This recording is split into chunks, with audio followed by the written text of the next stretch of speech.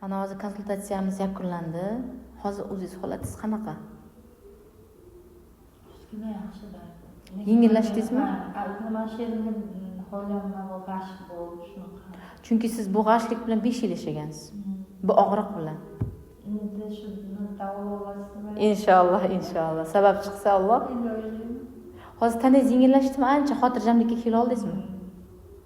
Bizga mana shunisi muhim. Mana men o'zimni olyapman, sizni ko'rsatmayapman, chunki hamisha ham so'ramasdan ololmayman. Holatingiz qanday bo'ldi? Keyin holatingiz qanaqa holatda edingiz? Hozir qanaqa holatdasiz? Ozgina yengillik. Tanangiz yengillashdi. Qalbingiz xotirjamlikka keldimi? Siz juda ham katta depressiya holatda yashab o'tgansiz, yaxshigina muddatda.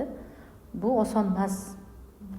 Sizni yoshingizda kasallikka kirib qolmasdan chiqib kelyapsiz hali.